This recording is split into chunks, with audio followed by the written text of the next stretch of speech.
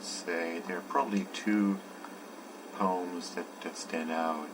One is the rather majestic piece on the Machu Picchu, where you have a particular mythical fantasy, if you will, that is directly tied to a different register of metaphors and terms, versus the other approach that he's taking, picking any example, picking any item that he finds and trying to render it as an image.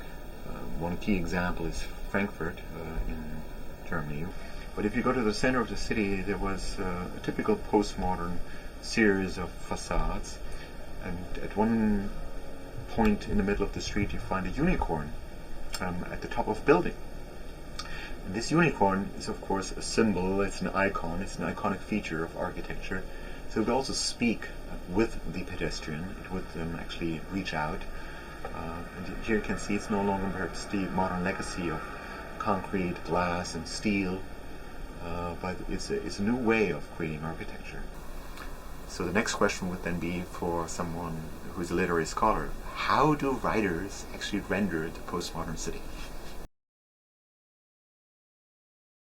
There's quite a different story to be told, because then one wants to know where a writer actually lived and how he, for example, sets up his library, how he actually finds a house, finds a home.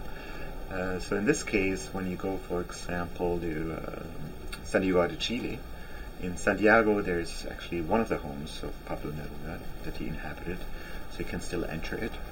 Then there is also the Isla Negra, the Black Island, where he had another home. There's one in Valparaiso where it's very difficult to get to because you have to climb up the hill. But what you find in there is also quite charming. For example, he bought a particular table for his partner at the time, and that is a concealment in itself, because he can open it and he finds different little pockets, different drawers in which his wife would actually store the perfumes and jewelry. But when you look at the table, you can't see anything.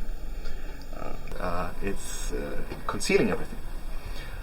So that tells you quite a story, because it's not someone who, as he is usually perhaps portrayed as, someone who's straightforward and simple in his poetry. For example, think about the onion, thinking about simple items that you could find in the kitchen.